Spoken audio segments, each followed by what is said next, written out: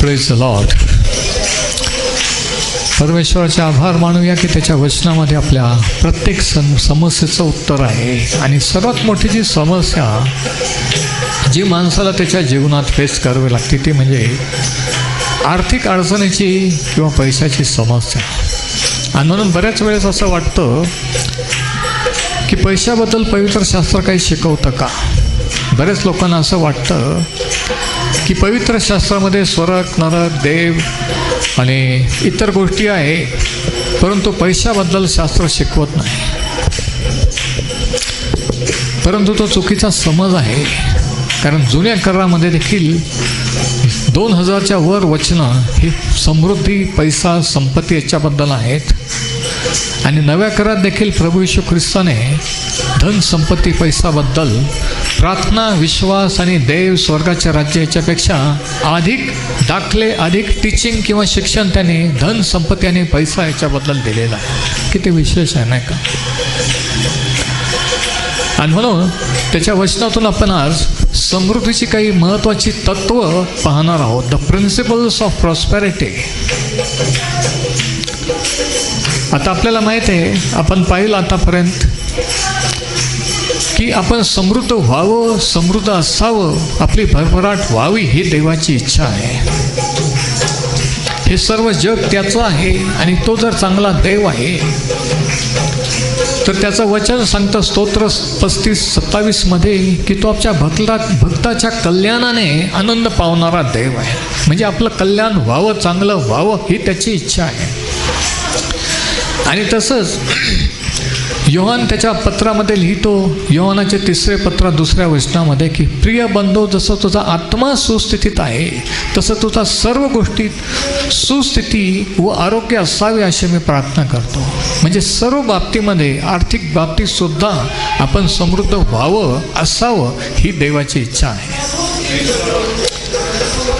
आणि त्याचप्रमाणे नीतिसूत्रे 10:22 आपल्याला माहीत आहे की परमेश्वराचा आशीर्वाद समृद्धी देतो.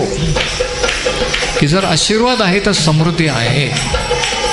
परमेश्वराचा आशीर्वाद समृद्धी देतो, तो तिच्याबरोबर आणखी कष्ट देत नाही.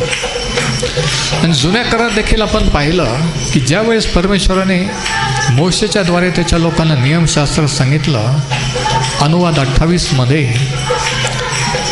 तर त्याने सांगितलं की सर्व आशीर्वाद एकाच गोष्टीवर अवलंबून आहे. अनुवाद 28:1 आणि 2. जर तू आपला देव परमेश्वराची वाणी लक्षपूर्वक ऐकशील आणि या सर्व आज्ञा ज्या तुला सांगत आहे त्या मान्य करून पाळशील तर, म्हणजे महत्त्वाचा पॉईंट या ठिकाणी हा की सर्व आशीर्वाद हे देवाचं ऐकायचं किंवा नाही, की स्वतःच्या मनाने चालायचं, स्वतःच्या तत्वाने चालायचं ह्याच्यावर अवलंबून असतं. किती विशेष आहे बघा. आणि मग पुढे जर आपण वाचलं की जर त्याची वाणी ऐकशील तर तो म्हणतो की ज्या कामात तू हात घालशील त्यात मी तुला बरकत देईन. परंतु पुढे 15 वचनानंतर जी शापांची लिस्ट आहे त्याच्यात सांगितलं की ज्या कामात तू हात घालशील त्यात तू यशस्वी होणार नाहीस. म्हणजे देवाच्या लोकांनी यशस्वी व्हावं ही देवाची इच्छा आहे. दुसरा इतिहास 20:20 मध्ये की तू आपला देव परमेश्वर याच्यावर विश्वास ठेव म्हणजे तू खंबीर होशील. आपल्या संदेशावर विश्वास ठेव म्हणजे तू समृद्ध होशील. 2 Chronicles 20:20. तर या सर्व वचनावरून हे सिद्ध होतं की देवाची इच्छा आहे की आपण समृद्ध असावं. देवाची इच्छा नाही की आपण अडचणीत कर्जबाजारी असावं, आपण खालच्या लेवलला टेन्शनमध्ये जगावं. जर प्रभू येशू म्हणतो की मी आलो आहे त्यांना विपुल जीवन देण्यास आलो आहे, तर ते विपुल जीवन हे असं नसतं नाही का.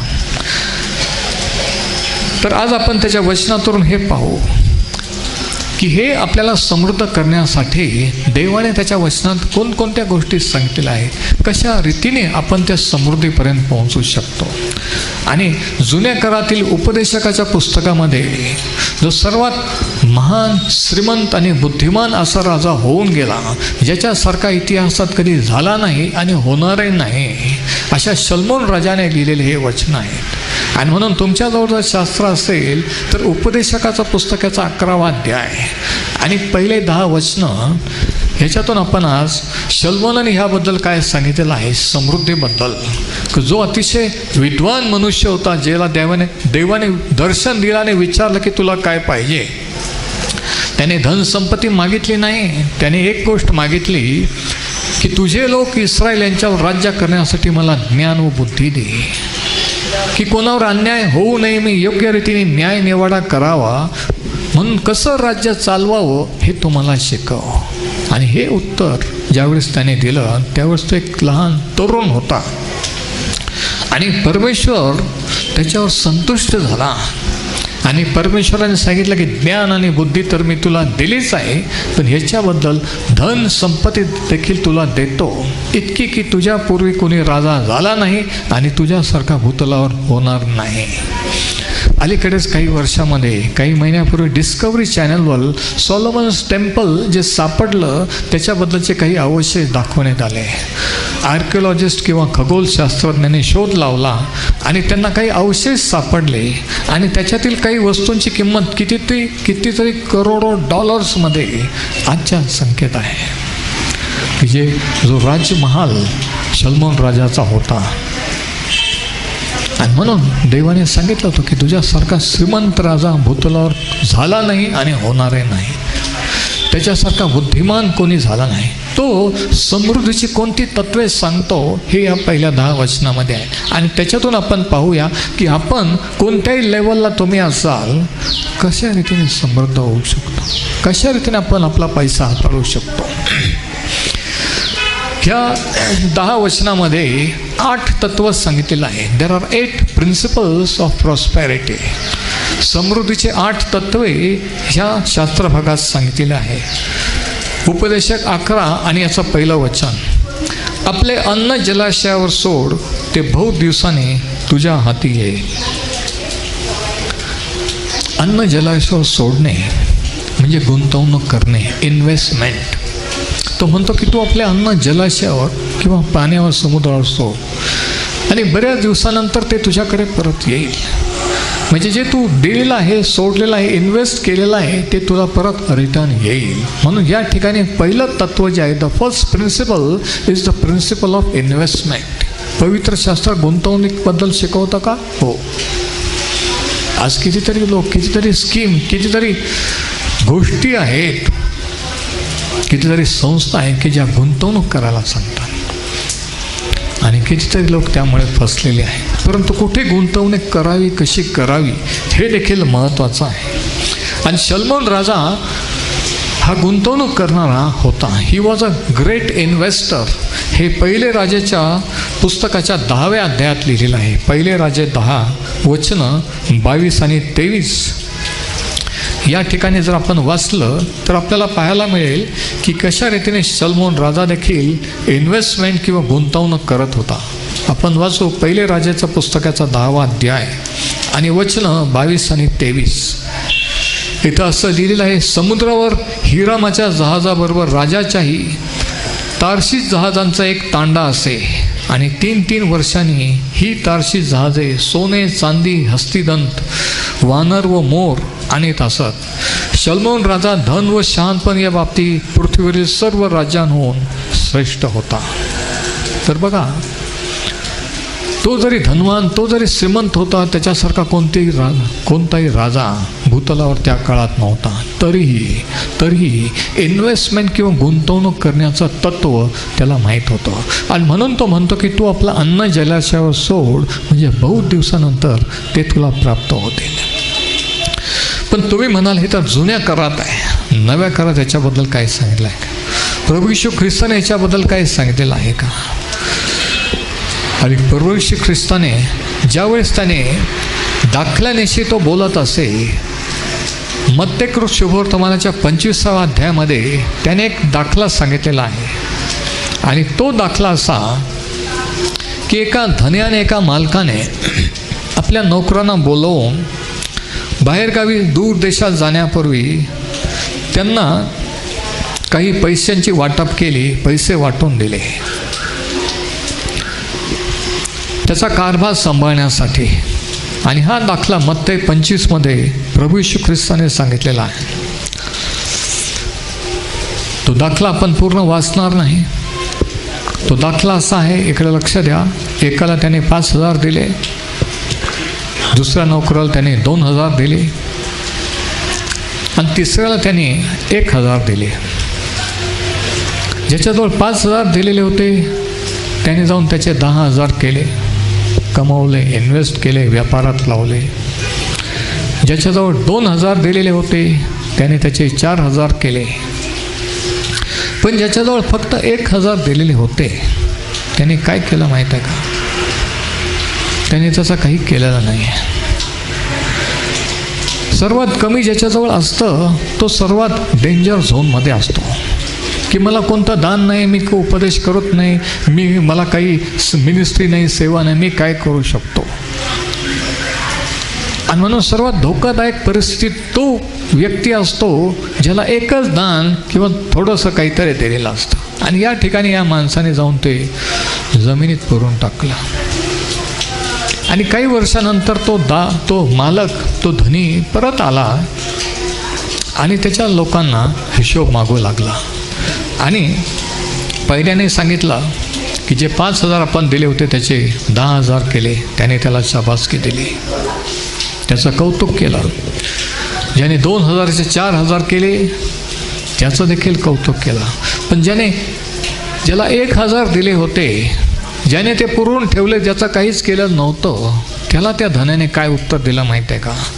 मत्ते 25 आणि वचन 27 बघा. मॅथ्यू 25:27 या ठिकाणी असं लिहिलेलं आहे. तो म्हणतो, वचन 26 पासून आपण वाचू.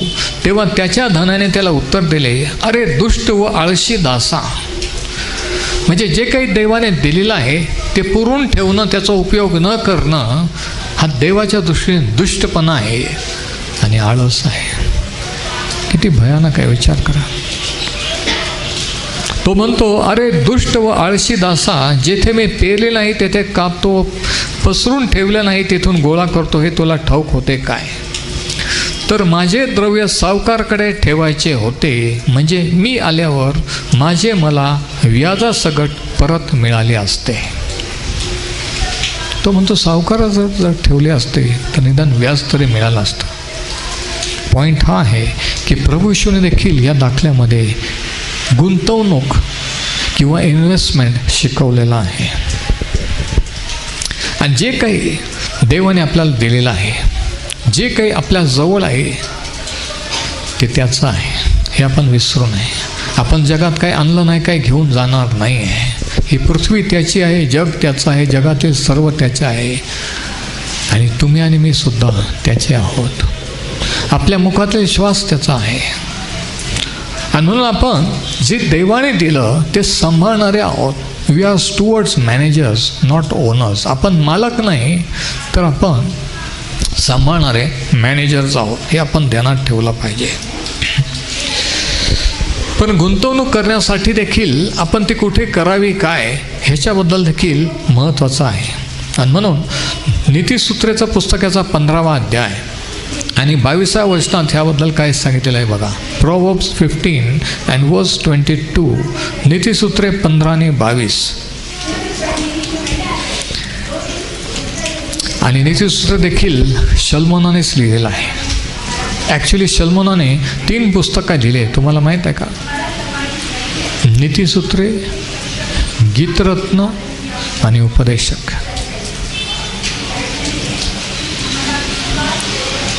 गीतरत्न हे पुस्तक त्याने तरुणपणी लिहिलं आणि म्हणून त्या ठिकाणी रोमॅन्स किंवा तरुणपणाबद्दलच्या पती पत्नीच्या संबंधाबद्दलचं आहे. नीतिसूत्रे त्याने राजा असताना, राज्यपदावर असताना काही वर्षाच्या अनुभवानंतर लिहिलं, द बुक ऑफ विजडम. परंतु उपदेशाचं पुस्तक त्याने म्हातारा वयोवृद्ध झाल्यानंतर आयुष्याच्या शेवटी लिहिलेलं आहे. आणि नीतिसूत्रे 15:22 शल्मोन राजा काय म्हणतो बघा. Proverbs 15 verse 22. नीतिसूत्रे 15 आणि वचन 22. मसलत मिळाली नाही म्हणजे बेत निष्फळ होतात. मसलत देणारे पुष्कळ असले तर ते सिद्धीस जातात. मसलत किंवा सल्ला, काउन्सिल, कन्सल्टेशन किंवा काउन्सिल, मेडिकल फील्डमध्ये, अकाउंट्स फील्डमध्ये, इकॉनॉमिक फील्डमध्ये काउन्सिलर्स किंवा सल्लागार असतात. सरकारी क्षेत्रामध्ये वरिष्ठ सल्लागार असतात, सिनियर ॲडवायझर. तर सल्लागार इन्व्हेस्टमेंट कुठे करायचे, गुंतवणुकीचं तत्त्व सलमान राजा आपल्याला शिकवतो. परंतु गुंतवणूक करण्यासाठी सुद्धा आपल्याला सल्ला मसलतीची गरज असते. काही लोकांना सल्ला घ्यायला आवडत नाही आणि द्यायलाही आवडत नाही. त्यांना वाटतं की आपण आपल्या इच्छेप्रमाणे करू, पण तसं नाही आहे. या ठिकाणी सलमान राजा म्हणतो, मसलत मिळाली नाही म्हणजे बेत निष्फळ होता.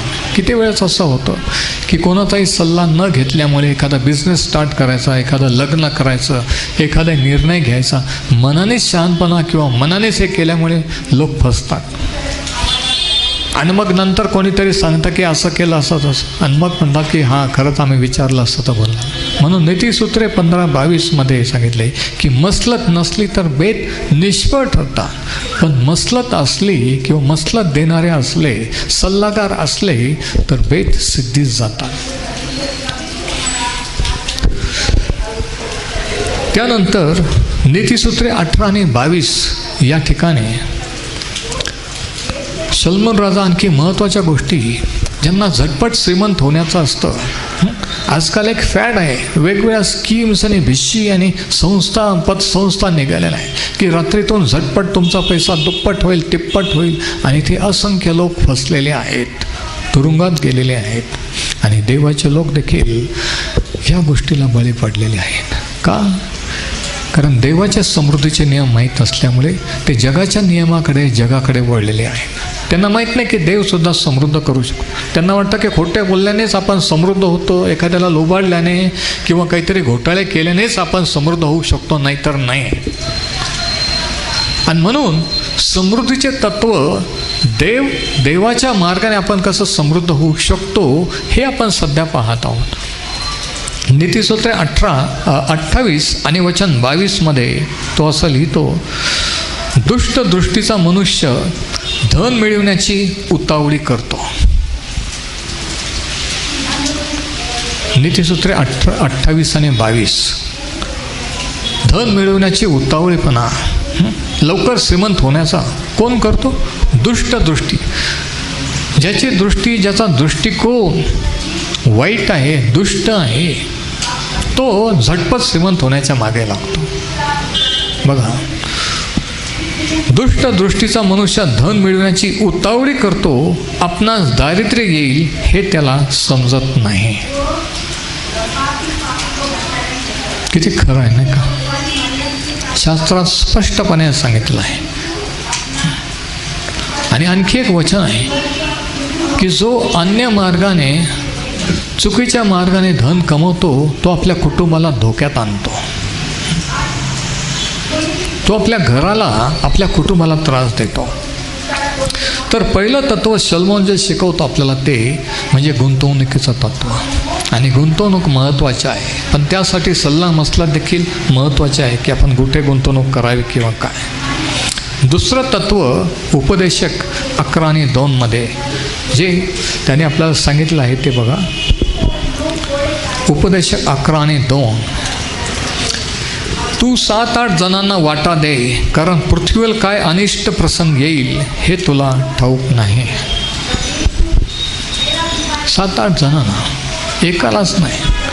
म्हणजे जे काही तुझ्याजवळ आहे तू पुष्कळांना वाटून दे, पुष्कळांच्या जवळ ठेव, एकाच ठिकाणी एकाच व्यक्तीजवळ ठेव. द प्रिन्सिपल ऑफ डायव्हर्सिफिकेशन म्हणजे वेगवेगळ्या ठिकाणी गुंतवणूक करण्याचे तत्त्व. दुसरा पॉईंट, वेगवेगळ्या ठिकाणी, एकाच ठिकाणी सगळी संपत्ती किंवा सगळा पैसा नाही लावायचा, तर वेगवेगळ्या ठिकाणी गुंतवणूक करणे. Principle of diversification. काही जणांनी एकाच बँकेत एकाच ठिकाणी ठेवलेत आणि ते बुडून गेलेले आहेत. आणि हे जर त्यांना आधी माहीत असतं तर ही परिस्थिती आली असते का? नाही. म्हणून परमेश्वर म्हणतो की ज्ञानाच्या अभावी माझ्या लोकांचा नाश झालेला आहे. पैशाबद्दल बऱ्याचशा गोष्टी शास्त्रात सांगितलेल्या आहे की ज्या आपल्याला कळल्या, ज्या माणसांना कळल्या तर ते जीव धोक्यात घालणार नाही, त्यांचा घराणं धोक्यात घालणार नाही, मोठे मोठे घोटाळे करणार नाही, मोठमोठे रिस्क घेणार नाही. देव समृद्ध करतो, त्याची इच्छा आहे, परंतु काही गोष्टी त्या केल्या पाहिजेत, त्याच्या वचनात त्याने सांगितलेलं आहे. तर या ठिकाणी तो म्हणतो की तू 7-8 जणांना वाटा दे, कारण पृथ्वीवर काय अनिष्ट प्रसंगी कधी परिस्थिती बदलल, कधी अडचण निर्माण होईल, कधी पैशाची गरज लागेल हे तुला ठाऊक नाही. म्हणून 7-8 जणांना तो वाटा दे. The principle of diversification. एकाच ठिकाणी सर्व इन्व्हेस्ट किंवा गुंतवणूक करू नका, वेगवेगळ्या ठिकाणी गुंतवणूक करा. 3रं वचन बघा, उपदेशक 11 आणि 3. आणि या ठिकाणी या वचनात 3रं तत्व सांगितलं, द थर्ड प्रिन्सिपल. मेघ जलपूर्ण झाले म्हणजे ते पृथ्वीवर रिचवतात. झाड दक्षिणेकडे पडो की उत्तरेकडे पडो, ते पडेल त्याच ठिकाणी राहणार. म्हणजे त्याला नक्की काय म्हणायचं आहे? त्याला हे म्हणायचं आहे की आज ना उद्या लवकरच कठीण प्रसंग येतील, अडचणी येतील, पर्जन्यवृष्टी, मोठा पाऊस येईल, वादळ सुटेल, झाडं पडतील आणि जिथे ते पडेल, जिथं झाड पडलेलं असतं ते त्याच ठिकाणी राहतं. तसं तो म्हणतो की तुमच्याही जीवनामध्ये आज ना उद्या कधी ना कधी वादळं उठतील, अडचणी निर्माण होतील, अडचणीचे प्रसंग येतील आणि म्हणून त्यासाठी तयारी केली पाहिजे. आज सगळं चांगलं म्हणजे आयुष्यभर तसंच राहील, कधीच आम्हाला संकट किंवा अडचण येणार नाही असं कोणी समजू नये. पण तसं टॉपला सुरळीत चाललेलं असताना लोकांना असं वाटतं की आम्हाला कोणाची गरज नाही, आम्हाला देवाची गरज नाही, कशाची गरज नाही आहे. आणि ज्यावेळेस वादळ वारा सुटतो, पाऊस येतो, परिस्थिती बदलते, त्याला तोंड द्यायला, त्याच्यावर विजय मिळवायला ते तयार नसतात. म्हणून तो म्हणतो की अशा परिस्थितीला तोंड द्यायला तयार राहा, की सगळे दिवस सारखेच नसतात, परिस्थिती बदलेल हे तू लक्षात ठेव. आणि म्हणून 3रं तत्व या ठिकाणी आहे आणि ते आहे तयारीचे तत्व. The principle of preparation. तयारीचे तत्व, की कोणत्याही परिस्थितीला, कोणत्याही वादळाला तोंड द्यायला तयार राहा. पवित्र शास्त्र परमेश्वरावर भाव ठेवायला, त्याच्यावर भरोसा ठेवायला शिकवतो आणि सेविंग किंवा बचत करायला देखील शिकवतो. आणि शलोमोन राजा ह्याबद्दल, बचतीबद्दल काय सांगतो बघा. नीतिसूत्रेचा 6वा अध्याय, नीतिसूत्रे 6 आणि वचन 6 ते 11 या ठिकाणी तो म्हणतो आणि तो मुंगीचं उदाहरण देतो. आणि तो काय म्हणतो बघा, नीतिसूत्रे 6. अरे आळशा, मुंगीकडे जा, तिचे वर्तन पाहून शहाणा हो. आपण मुंग्याकडे पाहत सुद्धा नाही, मुंग्याकडून शिकणं तर लांबच नाही का. पण तो म्हणतो की अरे आळशा, मुंगीकडे जा, तिचे वर्तन पाहून शहाणा हो. तिला कोणी धनी, देखरेख करणारा किंवा अधिपती नसता, कोणी सुपरवायझर, कोणी काउन्सिलर, कोणी गाईड, मार्गदर्शक नसताना ती उन्हाळ्यात आपले अन्न मिळवते किंवा साठवते आणि कापणीच्या दिवसात आपले भक्ष्य जमा करून ठेवते. सेविंग करते मुंगी. पवित्र शास्त्र सेविंग शिकवतं. जे सेविंग करीत नाहीत, बचत करत नाहीत, त्यांनी लक्ष द्या. जे फक्त उडवतात, कमवतात, उडवतात, उद्याचं उद्या बघू. देवाचं वचन देणं शिकवतं, गुंतवणूक शिकवतो आणि बचत करणंही शिकवतो. तो म्हणतो की मुंगी उन्हाळ्यात आपलं अन्न साठवणूक करते. ती उन्हाळ्यात आपले अन्न साठवते आणि कापणीच्या दिवसातले भक्ष्य जमा करून ठेवते. अरे आळशा, तू किती वेळ निसशील, आपल्या झोपेतून केव्हा उठशील. आळस हा किती डेंजरस आहे. आळसाच्या विरुद्ध कितीतरी वचनं देवाच्या वचनामध्ये, शास्त्रात आहेत. काही जण सतत आरामशीर पडलेले, झोपलेले है ना, आराम करीत असतात. त्यांनी विशेष करून लक्ष द्या की आळशाच्या विरुद्ध परमेश्वर आणि देवाचं वचन किती आहे. आणि म्हणून जर आळशी स्वभाव असेल, आळशीपणा जर सोडून द्यायचा नसेल, तर समृद्धी आणि आशीर्वाद याची अपेक्षाच करू नये. म्हणून एक महत्त्वाचं अडखळण आळससुद्धा आहे, आळशीपणासुद्धा आहे. तो म्हणतो की अरे आळशा, तो किती वेळा निसशील, आपल्या झोपेतून केव्हा उठशील, आणखी थोडीशी झोप घेतो, आणखी थोडीशी डुलकी खातो, आणखी हात उराशी धरून नेसतो, असे म्हणत जाशील तर. आणि आता ऐका, तुला दारिद्र्य दरोडेखोराप्रमाणे आणि गरिबी तुला सशस्त्र मनुष्याप्रमाणे गाठील. काहीच करायचं नाही, नुसतं फिरायचं, टाईमपास करायचा, आराम करायचा, ही सवय म्हणजे आळस. आणि देव आळशी लोकांच्या आळसाच्या विरोधात आहे. आणि या ठिकाणी स्ट्रिक्टली स्पष्टपणे लिहिलेले 11 वचन परत एकदा बघा. असे म्हणत जाशील तर तुला दारिद्र्य दरोडेखोराप्रमाणे. दरोडेखोर सांगून येतात का? दरोडा टाकतात का? नाही. तर आळशीपणा जर असेल, कामधंदा करण्याची इच्छा नसेल, तर काय होईल? अचानकपणे दारिद्र्य येईल आणि गरिबी तुला सशस्त्र मनुष्याप्रमाणे गाठेल. बघा. आणि म्हणून तिसरं तत्व शलोमोन त्या 3ऱ्या वचनात सांगतो, ते म्हणजे तयारीचं तत्व. तो म्हणतो वादळ येईल, वारा येईल आणि झाडं पडतात तिथेच राहतात. तसं जिथं तू पडशील त्याच ठिकाणी राहशील, तुला उठता येणार नाही. म्हणून अगोदरच वादळ संकट येण्याच्या अगोदरच तयारी कर, गुंतवणूक कर, साठवणूक कर, सेविंग कर.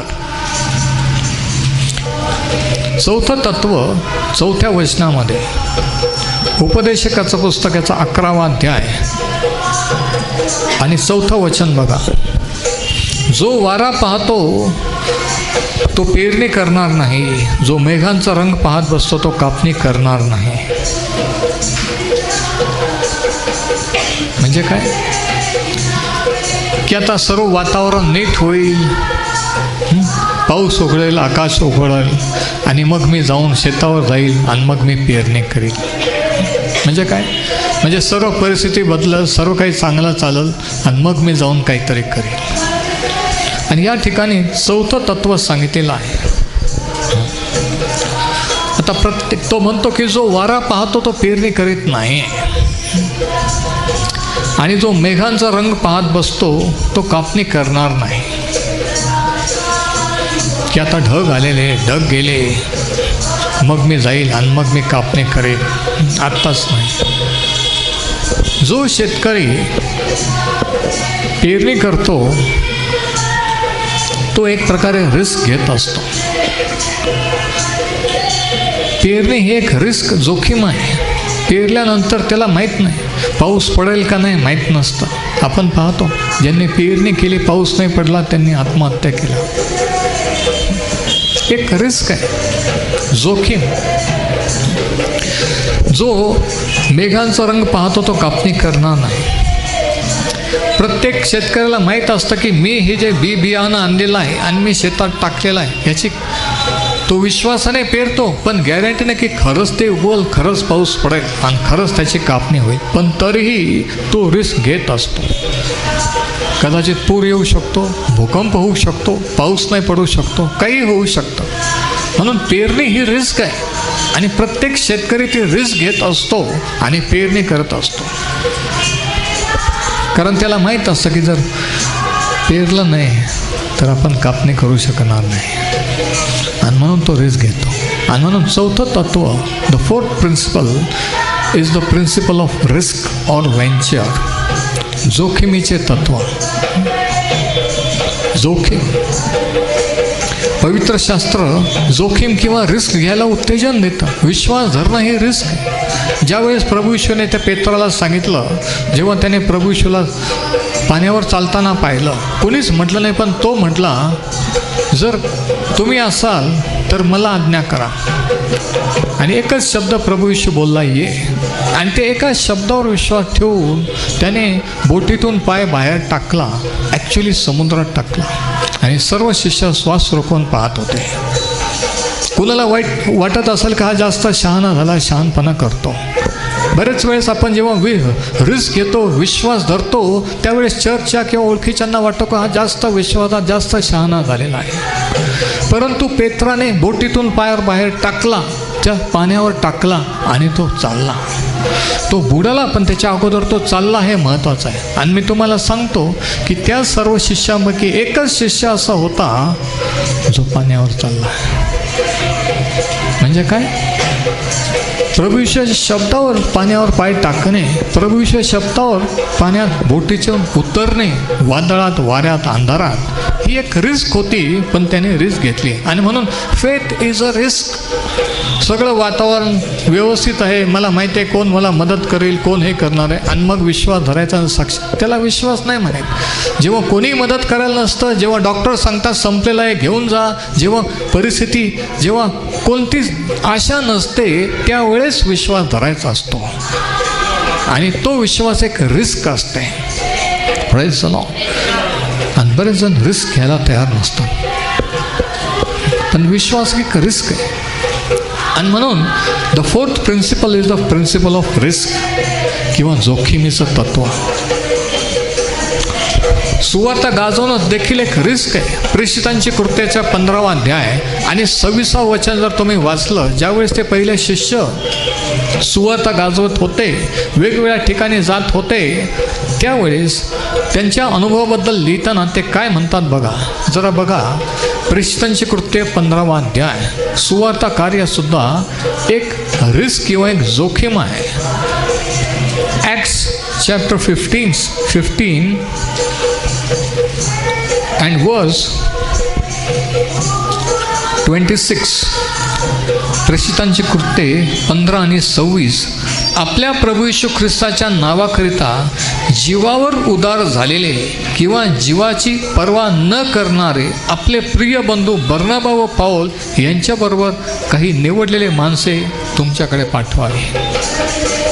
सुवार्ता कार्य रिस्क आहे का? हो. माहीत नाही की कोणत्या गावाला गेल्यानंतर जाताना रस्त्यात काय होईल, तिथे मीटिंग घेतल्यानंतर त्या मीटिंगमध्ये किंवा तिथं काय प्रॉब्लेम निर्माण होईल.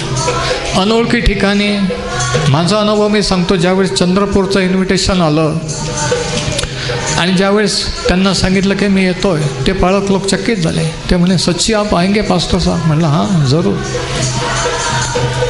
आणि त्यांनी सांगितलं की नक्षलाईट एरिया आहे, तिथे कोणीही पाळक येत नाही, कोणीही सुवार्ता कार्य करत नाही, आणि अशा ठिकाणी आम्ही थोडेसे लोक आहोत. आणि त्यांनी सांगितलं, आणि मी सांगितलं की मी येणार. आणि मग 4 वर्षापूर्वी राजू आणि मी, आमचा मेहून आहे, आम्ही दोघंजण अनोळखी ठिकाणी, आणि ज्यांनी बोलवलं त्यांना सुद्धा फोनवर पाहिलेलं, त्यांनाही प्रत्यक्ष पाहिलं नाही, त्या ठिकाणी गेलो. अतिशय सुनसान असं ते रेल्वे स्टेशन. एका स्टेशनवर गाडी चेंज करून वर्ध्यावरून दुसरीकडे जाणाऱ्या गाडी धरायची, ती बोगी लागते, ते दुसरं इंजिन येतं, दोन्ही बाजूला झाडी, आणि मग तिथून ती गाडी जाते. आणि एक छोटंसं ओसाड पडलेलं असं स्टेशन, तिथं काही मनुष्याने चाललेले टांगे उभे, आणि त्याच्यातून आम्ही गेलो. आणि सर्व भयानक वातावरण पाहिलं की तुरळक लोकसंख्या, किर्र झाडी, आणि एका मंगल कार्यालयात त्यांनी मीटिंग ठेवलेली होती, आणि त्या ठिकाणी लोक जमलेले होते, लेकरं बाळा घेऊन. आणि आतमध्ये गेल्यानंतर दिसून आलं की जोरात प्रेज वर्शिप त्यांच्या पद्धतीने चाललेली होती. कितीतरी स्त्रिया नाचून गाऊन देवाची स्तुती त्यांच्या पद्धतीने करत होत्या. एक रिस्क आहे. आणि याच्या पलीकडे त्यांनी त्या बिल्डिंगच्या वर उजव्या बाजूला लाऊडस्पीकर लावलेले होते, आणि बाहेर काही रिक्षा उभ्या होत्या, काही दुकानं होते.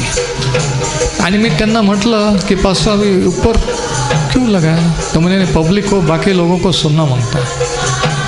म्हटलं इथं कोणी विरोध करणार नाही का? ते म्हणे आम्ही उपास प्रार्थनेत आहोत आणि विश्वास धरलेला आहे की काही होणार नाही आहे. आणि त्यांचे शब्द ऐकून मी हादरलो. पहिल्याच वेळेस अनोळखी ठिकाण, अनोळखी लोक, अनोळखी पाळक, आणि जे काही मी बोलणार ते बाहेर दुकानवाले आणि रिक्षावाले सर्व ऐकण्यासाठी त्यांनी लाऊडस्पीकर लावले. आणि पहिल्या दिवसाचं सेमिनार झालं, दुसऱ्या दिवसाचं सेमिनार झालं. दिवसभर लोक होते आणि अद्भुत रीतीने परमेश्वराने कार्य केलं. सुखरूपपणे नेलं आणि सुखरूपपणे आलो. आणि ज्या ठिकाणी ज्या हॉटेलवर राहिलो जाणे येण्यास देखील आणि सर्व सांभाळ केला.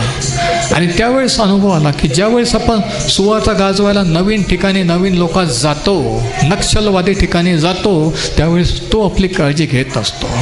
कारण विश्वास ही रिस्क आहे. चांगल्या ठिकाणी आपल्या लोकात कोणी पण वचन कोणी पण हालेलुया प्रेज द लॉर्ड म्हणेल, पण नवीन लोकांमध्ये नवीन ठिकाणे याचा मी अनुभव घेतला. आणि म्हणून चौथं तत्व शलोमोन या ठिकाणी शिकवलं होतं, प्रिन्सिपल ऑफ रिस्क.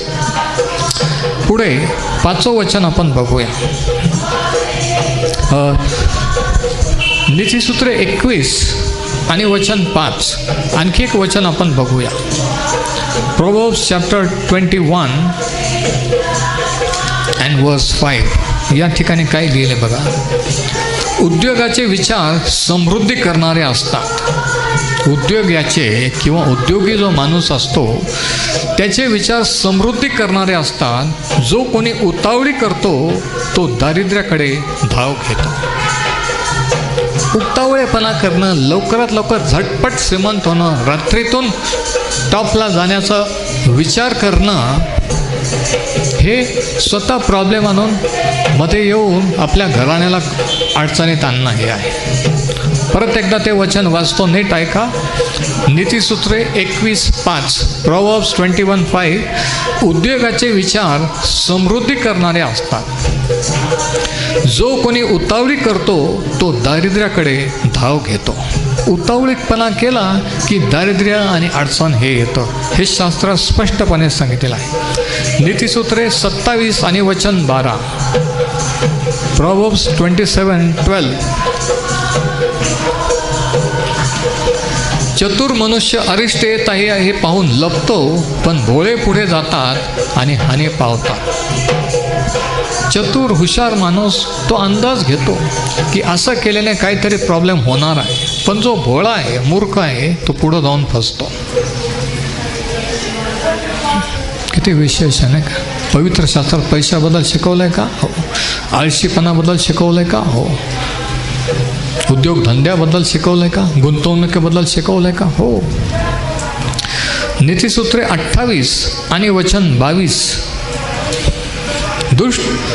दुष्ट दृष्टीचा मनुष्य धन मिळवण्याची उतावळी करतो, आपणास दारिद्र्य येईल हे त्याला समजत नाही. म्हणजे ज्याच्या वेळेस संधी असते त्यावेळेस आपण रिस्क घ्यायला पाहिजे. जर विश्वासाने आपण चालत आहोत तर विश्वास एक रिस्क आहे की आपण त्याचे आहोत, परमेश्वर आपल्या बरोबर आहे आणि आपण जर त्याचं आज्ञापालन करत आहोत तर तो आपली फजिती करणार नाही. हा विश्वास, असा विश्वास कोणती रिस्क घेतो. सुवार्ता गाजवणं, प्रार्थना करणं हे देखील विश्वास नाही. मी जर म्हटलं समजा मी अमुक गावाला गेलो आणि तिथं जर काही झालं नाही तर, समजा जर केसेस आल्या, बायका आल्या, घुमल्या, मी प्रार्थना केली काही झालं नाही तर, म्हणजे मी विश्वास धरला पाहिजे की मी तुझ्या नावा जात आहे, तू कार्य करणारा आहेस. आणि त्यावेळेस मी जाईन, कृती करीन, प्रार्थना करीन, त्यावेळेस देव कार्य करतो. कृतीशिवाय विश्वास निरर्थक आहे. माझा विश्वास आहे, माझा विश्वास आहे बसून कोणी म्हणू शकतं, पण विश्वास काहीतरी करतो, काहीतरी मिळवतो, दारिद्र्यातून मुक्त करतो. हाताने प्रॉब्लेम, पैशाचे प्रॉब्लेम करत नाही, लोकांना मागत फिरत नाही आहे, टेन्शनमध्ये राहत नाही. विश्वास माणूस दुसऱ्यांपुढे साक्ष म्हणून राहतो की तोच मार्ग नाही, हा पण देवाचा मार्ग आहे. तर चौथं तत्व आहे जोखीम घेण्याचे तत्व. आता 5वं तत्व शलोमोनाने काय सांगितलं आहे बघा. 8 तत्व शलोमोन आपल्याला सांगतो. 8 प्रिन्सिपल्स ऑफ फायनान्स. उपदेशक 11 आणि वचन 5 या ठिकाणी 5वं तत्व सांगितलेलं आहे. वाऱ्याची गती कशी असते, गर्भवती स्त्रीच्या गर्भाशयात हाडे कशी बनतात हे तुला कळत नाही, तसे सर्व काही घडविणाऱ्या देवाची कृती तुला कळत नाही. म्हणजे काय? म्हणजे हे की आपण कधी शिकलेले असलो, किती वयस्कर असलो, किती अनुभवी असलो, तरी सर्वांना सर्व काही कळत नसतं. आणि म्हणून कोणी असं समजायचं नसतं की मला सर्व काही माहीत आहे. मला सर्व काही माहीत आहे. कारण बऱ्याचशा गोष्टी अशा आहेत की आपल्याला माहीत नसतात. बरेच वेळेस लोक हे कबूल करत नाहीत, पण ते खरं आहे की अशा गोष्टी आहेत ज्या देव करतो, देवाने केलेल्या आहेत, करीत असतो, जे आपल्याला कळत नाही. आणि मग आपण म्हणतो की देवाने असं का केलं, तसं का झालं. आणि हेच सलोमन या ठिकाणी सांगितलं. गर्भाशयात हाडे कशी निर्माण होतात ते तुला ठाऊक आहे काय. आणि मग तो म्हणतो वाऱ्याची गती कशी असते. 5वं वचन. हवामानाचा अंदाज कितीतरी वेळ चुकतो नाही का. वादळ हे ते होऊन गेल्यानंतर ते सांगतात. बरेच वेळेस ते सांगतात त्याप्रमाणे होत नाही. म्हणजे कोणीही निसर्गावर ॲक्युरेटली अचूकपणे सांगू शकत नाही की अमुक दिवशी अमुक ठिकाणी असं होईल. शास्त्र सांगतं की वाऱ्याची गती कशी असते हे कळत नाही. गर्भाशयात हाडं कसं निर्माण होतात हे कळत नाही. तसं तो म्हणतो की सर्व काही घडवणाऱ्या देवाची कृती तुला कळत नाही.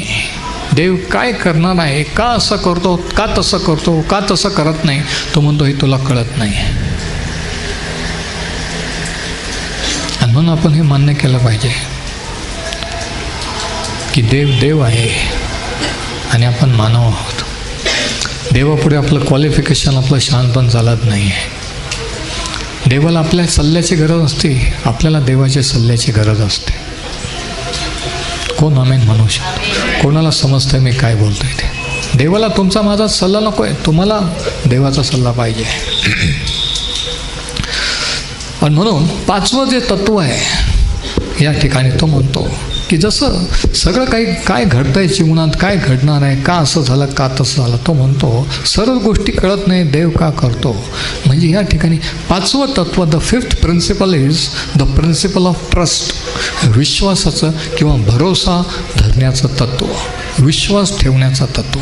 कळत नसतं तरी विश्वास ठेवणे की तो अद्भुत कृत्य करणारा आहे.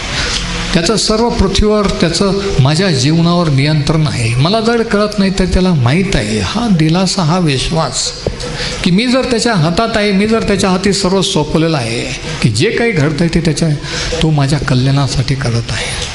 प्रत्येक गोष्टीचं त्याने मला समजावून स्पष्टीकरण दिलंच पाहिजे याची गरज नाही आहे. प्रत्येक गोष्ट का झालं, का तसं झालं, का लग्न फेल गेलं, का कुटुंबात असं, का मुलात असं, ह्याचं प्रत्येक गोष्टीचं उत्तर तो देईलच असं नाही आहे. कारण जर दिलं असतं आणि सगळं काही देवाजवळ बद्दल कळलं असतं तर देव राहिला नसता. तो आपल्यासारखा माणूस झाला असता, आपण देवासारखे झालो असतो. पण आपण हे मान्य केलं पाहिजे की आपण त्याच्या हातची कृती आहोत.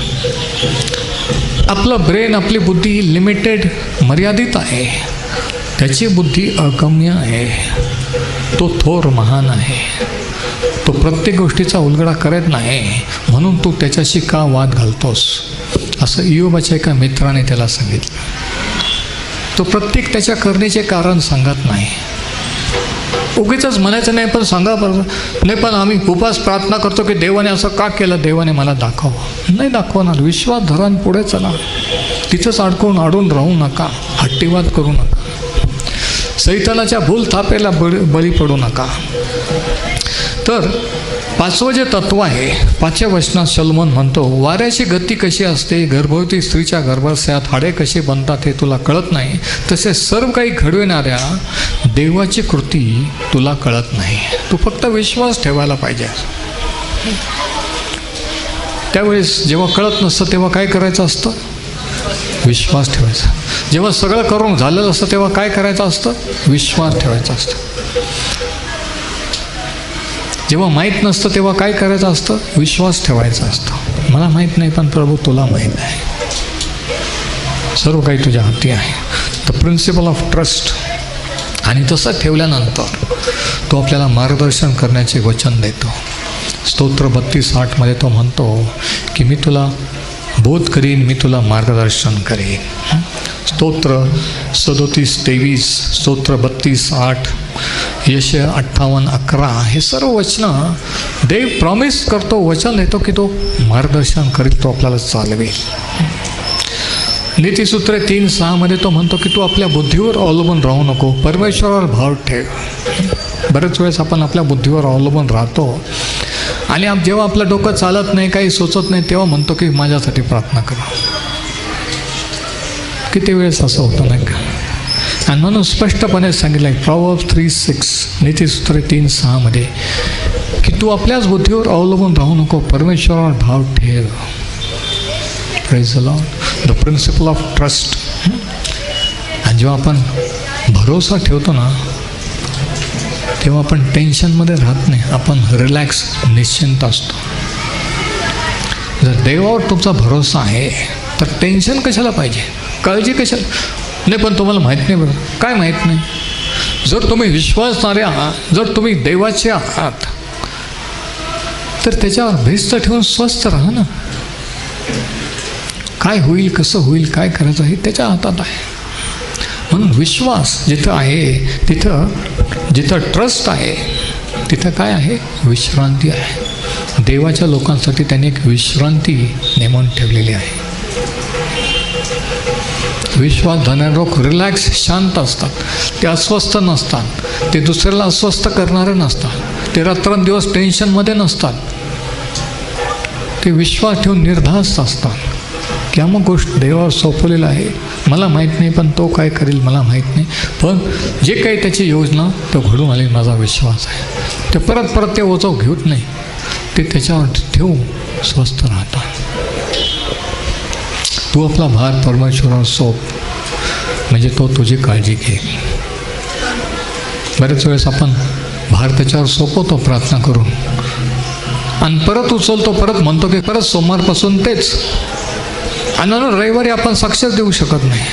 आपण नुसतं दुसऱ्यांच्या तोंडाकडे पाहतो की ते कसे देवाबरोबर चाल, देव कसं त्यांना चालवते आणि मी खुशाल मागं राहिले, वर्षाचे वर्ष मी खुशाल बसू नये, प्रभू मला सहाय्य कर. आपल्याला स्वतःची लाज वाटली पाहिजे की आपण त्याचा गौरव करत नाही.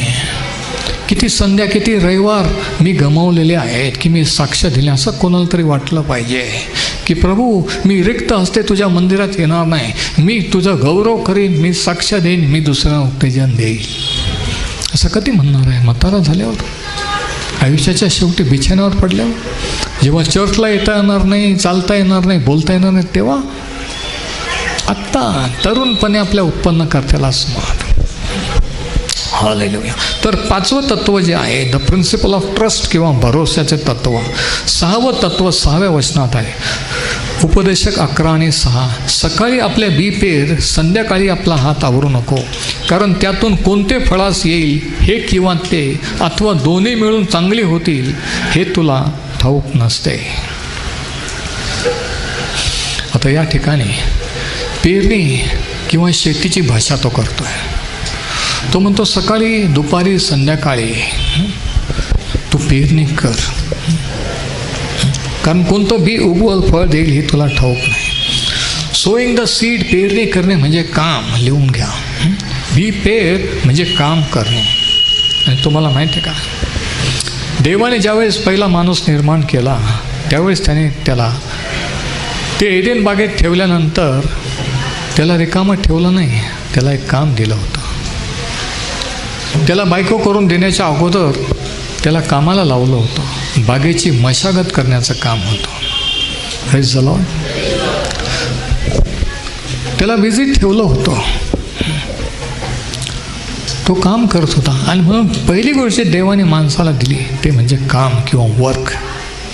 बऱ्याच जणांना कामाची लाज वाटते, रिकामं फिरण्याची लाज वाटत नाही आहे, आपण काही करत नाही त्याची लाज वाटत नाही, पण पवित्र शास्त्र जर नीट वाचलं, जर शिकलं, तर पहिल्याने माणूस देवाने निर्माण केलं, तर त्याला काम दिलं, नंतर बायको दिली. आज काही जण काम नसताना बायकोच्या शोधात आहेत. किती विशेष आहे ना का. आणि चुकीचा विश्वास धरून प्रार्थना करत आहे. लाजेची गोष्ट आहे, एम्बॅरस आहे, वाईट वाटण्यासारखी गोष्ट आहे. तर या ठिकाणी तो म्हणतो की सकाळी आपला बी पेर, संध्याकाळी पेर, कारण कोणतं उगवल हे तुला ठाऊक नाही. म्हणजे तू काम करत राहा, तू पेरणे करत राहा, कीप वर्किंग. नीतिसूत्रे 14 आणि वचन 23 या ठिकाणी शल्मोन ह्या विषयाबद्दल काय म्हणतो जरा पाहू. प्रोव्हर्ब्स 14:23, नीतिसूत्रे 14 आणि वचन 23. इथं तो लिहितो, सर्व श्रमात लाभ आहे. सर्व श्रमात किंवा कोणत्याही कामधंद्यात लाभ आहे, पण तोंडाच्या वटवटीने दारिद्र्य येते. नुसतीच बडबड, नुसत्या गप्पा करायचं काही नाही, पण असं दाखवायचं की खूप मोठा बिझनेसमॅन आहे, खूप मोठा उद्योगपती आहे, खूप विद्वान आहे. आणि मग कोणीतरी म्हणते की काही नाही, त्यांच्या फक्त गप्पा आहे, ते काहीच करत नाही. फक्त कपडे घालून टाईटमध्ये फिरायचं, लोकांवर इम्प्रेशन मारायचं. शास्त्र स्पष्टपणे काय सांगतं बघा, म्हणून तुम्हाला मी सांगतो. नीतिसूत्रे 14 आणि 23 असं लिहिलेलं आहे, सर्व श्रमात लाभ आहे. कोणतंही काम असो, कामाची लाज नसावी. सर्व कामधंद्यात, सर्व श्रमात लाभ आहे, फायदा आहे, पण तोंडाच्या वटवटीने दारिद्र्य येतं. दारिद्र्य कशाने येतं? फालतू गप्पा मारल्याने, रिकामा गप्पा मारल्याने, काही नसताना दाखवल्याने की मी कोण आहे, मी असं करतो, तसं करतो, हे करतो, आणि ॲक्च्युली काहीच नसतं. तोंडाच्या वटवटीने दारिद्र्य येतं. नीतिसूत्रे 22 आणि वचन 7, 22:7 या ठिकाणी आणखी काय म्हटलेलं आहे बघा. धनिक मनुष्य किंवा धनवान मनुष्य निर्धनावर सत्ता चालवतो, ऋणको धनकोचा दास होतो. धनवान मनुष्य गरिबावर सत्ता चालवतो आणि गरीब त्याचा गुलाम होतो. गरिबी गुलामगिरी आणते. गरिबी दारिद्र्यामुळं काय होतो? माणूस गुलामगिरीत येतो. आज कितीतरी देवाचे लोक, बिलीवर लोक गुलामगिरीत आहेत. त्यांना आत्मिक ज्ञान आहे, ते प्रार्थनेत आहेत, परंतु हे सत्य माहीत नाही आहे समृद्धीबद्दल, ह्या आशीर्वादाबद्दल. आणि म्हणून ह्या पॉईंटला सैतानाने त्यांना कॅच करून ठेवलेलं आहे. ही पडती बाजू त्यांची आहे. दुसऱ्यांना तोंड दाखवू शकत नाही की दारिद्र्य, गरिबी, कर्जबाजारी, म्हणून छातीठोकपणे साक्ष देऊ शकत नाही. म्हणून लोक म्हणतात की हा बघा, हाच तो माणूस, तो साक्ष, तो म्हणतो मी देवाकडे वळलो, पण त्याची परिस्थिती का सुरत नाही, तो का बरं कर्जबाजारी आहे. आणि हे लोक वाट पाहतात आहे की कधी परिस्थिती, कधी हे होईल, आणि मग ते विश्वास ठेवतील. लोक बोलून दाखवत नाही, पण ते पाहतात की जर तुम्ही देवाचे आहात, जर तुमचा विश्वास आहे, तर मग असं का. आणि म्हणून लोकांना प्रश्न व्हायचं का उत्तर, हे तुमचा प्रश्न आहे, हा तुमचा निर्णय आहे. स्वतःला विचारा, मी प्रश्न आहे का उत्तर आहे. लोक माझ्याकडं संशयाने खरा किंवा खरी म्हणून का डुप्लिकेट खोटं म्हणून पाहतात. लोक येशू ख्रिस्तामुळे देवाची स्त्री किंवा पुरुष म्हणून माझा आदर करतात की उगीच तोंडावर आल्यानंतर praise the Lord, hi hello करतात. विचारून घ्या, तुमचं मन तुम्हाला साक्ष देईल. आणि जर तसं असेल तर आजच पश्चाताप करून त्याला म्हणा की प्रभू, मला खरं असं कर, मी माझा मुखवटा काढून टाकतो. तुला माहीत आहे मी कसं आहे, माझे विषय कसे आहे, माझे विचार कसे, मी काय करतो आणि काय नाही आहे, आज मी ते सोडून देतो. त्याला म्हणतात पश्चाताप. चर्चला यायचं, परत जाऊन तेच करायचं, चर्चला यायचं, परत जाऊन दारू प्यायची, चर्चला यायचं, परत जाऊन पैसे मागायचे. हे ख्रिस्ती जीवन नाही आहे, हा ढोंगीपणा आहे. देव एकदा, दोनदा, तीनदा क्षमा करील, पण अचानक एक दिवशी तो जगातून काढून घेईल. अचानक त्याचा नाश, त्याचा क्रोध तो प्रगट करेल. म्हणून स्वतःच्या जीवावर उदार होऊ नका, दुसऱ्यांना अडखळण होऊ नका, स्वतःच्या कुटुंबाला अडखळण होऊ नका, चर्चला, मंडळीला अडखळण होऊ नका. तुमच्याद्वारे देवाचा गौरव होऊ द्या. Praise the Lord. तर नीतिसूत्रे 22 आणि 7, धनिक मनुष्य निर्धनावर सत्ता चालवतो, म्हणजे निर्धनता, दारिद्र्य, गुलामगिरी आणते. 28 आणि 19, नीतिसूत्रे 28-19.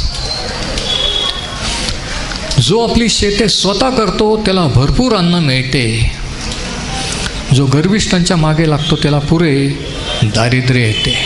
शेती स्वतः करणं म्हणजे स्वतःचा बिझनेस आहे, पण दुसऱ्याला दुकानावर बसवायचं, दुसऱ्याला रिक्षा द्यायची, दुसऱ्याला सांगायचं तू बघ, आणि आपण फिरायचं. शास्त्र सांगते की जो स्वतःचा बिझनेस करतो त्याला काय मिळते? जो स्वतः आपली शेती करतो त्याला भरपूर अन्न मिळते. बघा, बिझनेस प्रिन्सिपल, फायनान्स प्रिन्सिपल्स आहेत तिथे. काम धंदा करणाऱ्यांनो इकडे लक्ष द्या. जो आपली शेती स्वतः करतो त्याला भरपूर अन्न मिळते. जो गर्विष्ठांच्या मागे लागतो त्याला पुरे दारिद्र्य येते. म्हणून कोणाच्या नादी लागायचं आहे तुमच्या माझ्या हातात आहे. तर बघा,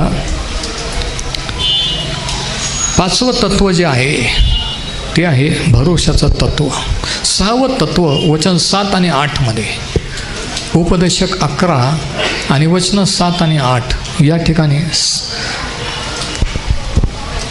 7वं तत्व सांगितलेलं आहे. Ecclesiastes 11, 7 and 8. प्रकाश खरोखर मनोहर असतो, सूर्यदर्शन नेत्रांना रम्य असते. मनुष्य कितीही वर्ष जगला तरी ती त्याने आनंदाने घालवावी. अंधकाराचे दिवस बहुत असणार, हे तो मनात वागवो. जे प्राप्त होणार ते सर्व व्यर्थच आहे. आणि हे 7वं तत्व जे आहे ते आहे योग्य दृष्टिकोनाचं तत्व.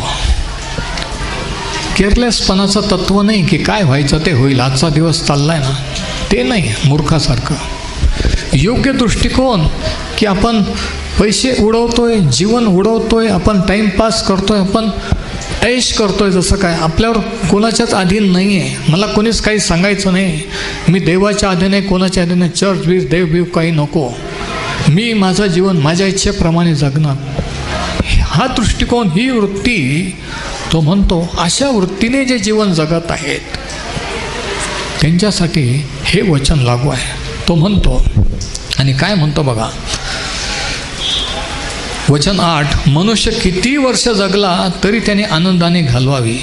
आणि मग तो म्हणतो अंधकाराचे दिवस बहुत असणार, हे त्याने ध्यानात ठेवावे. हे सगळे दिवस सारखे जाणार नाही. म्हातारपण येणार, वयोवृत्ती येणार, दुखणे आजार येणार, परिस्थिती बदलणार, संकट येणार, हे त्याने ध्यानात ठेवावं.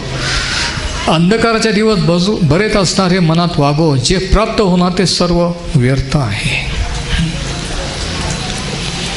आणि एक दिवशी मृत्यू हा येणार. एक दिवशी जे केलं ते सर्व काही इथंच ठेवून जावं लागणार.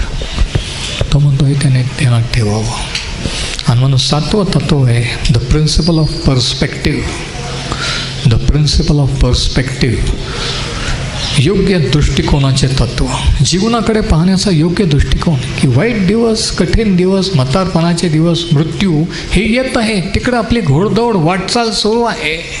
म्हणून तो म्हणतो तुला वाटतं ना ऐश कर, पण पुढं हे ठेवलेलं आहे, हे होणार आहे, हे पण तू ध्यानात ठेव.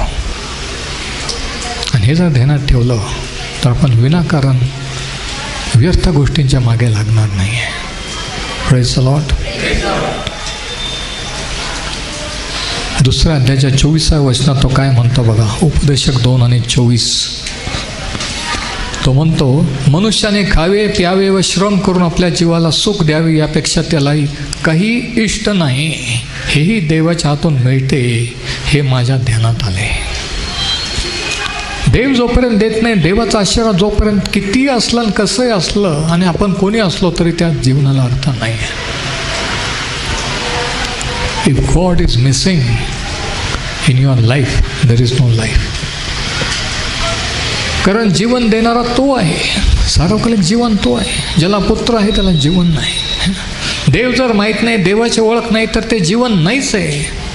ते लाईफ जरी जगत असला, जरी ऐश करत असला, धन संपत्ती करोडपती कोणी जरी असला तरी ते लाईफ नाही आहे. देवाशिवाय जीवन नाही, हे शल्मोनाला म्हणायचं आहे. आणि लक्षात ठेवा की तो एक विद्वान राजा होऊन गेला, ज्याला देवाने 2दा दर्शन दिलं होतं. म्हणून तो म्हणतो की जे काही देवाने दिलेलं आहे त्याच्याबद्दल तो आनंद कर. आणि शेवटचं 8वं तत्व जे आहे हे वचनं 9 आणि 10 मध्ये आहे. उपदेशक 11 आणि वचनं 9 आणि 10. The 8th principle. हे तरुणा, आपल्या तारुण्यात आनंद कर, तुझ्या तारुण्याच्या दिवसात तुझे हृदय तुला उल्हास देवो. तू मनास वाटेल त्या मार्गाने व नजरेस येईल तसा चाल. पण ह्या सर्वांचा सर्वाबद्दल देव तुझा झाडा घेईल हे तुझ्या लक्षात असू दे. यास्तव आपल्या मनातून खेद दूर कर आणि आपला देह उपद्रवापासून राख, कारण तारुण्य व भर जवानी हे व्यर्थ आहे. तो म्हणतो की तू वाटेल तसं वाग, ऐश कर, विलास कर, चैन कर. पण 9व्या वचनाच्या शेवटी तो म्हणतो या सर्वाबद्दल देव तुझा झाडा घेईल हे तुझ्या लक्षात असू दे. तुला एक दिवशी हिशोब द्यावा लागेल, एक दिवशी देवासमोर त्याच्या न्यायासनासमोर उभं राहावं लागेल हे ध्यानात ठेव. नाही पण आम्ही न्याय बी काही मानत नाही आहे. तुम्ही मानता का नाही हा विषय नाही आहे. जे देवाने ठरवलं नेमलं ते होणार आहे. आणि त्यावेळेस कोणी म्हणणार नाही की मला माहीत नव्हतं. त्याचं वचन सांगतं की जे काही आपण करू त्याच्याबद्दल आपल्याला हिशोब द्यावा लागेल. आणि म्हणून शेवटचं 8वं तत्व आहे द प्रिन्सिपल ऑफ अकाउंटेबिलिटी, हिशोब देण्याचे तत्व. की एक दिवशी आपल्याला हिशोब द्यायचा आहे.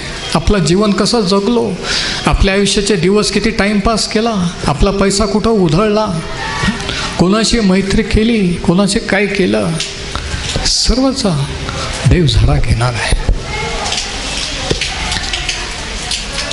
हे ऐकायला काही जणांना आवडत नाही आहे, पण हे देवाचं वचन आहे की एक दिवशी आपल्याला हिशोब द्यायचं, हिशोब देण्याचं तत्व. आणि म्हणून तो म्हणतो की जे काही आहे ते देवापासून आहे, देवाने दिलेले ध्यानात ठेव आणि देवाचा भय धर. आणि तू मालक नाही तर मॅनेजर आहेस, कारभार आहेस हे ध्यानात ठेव. जे काही देवाने तुला दिलेलं आहे त्याची योग्य रीतीने बचत कर, योग्य ठिकाणी गुंतवणूक कर, त्याच्या राज्यात गुंतवणूक कर. आणि एक दिवशी त्याच्याकडे जायचं हे ध्यानात ठेव. परमेश्वर हे वचन आशीर्वादित करो.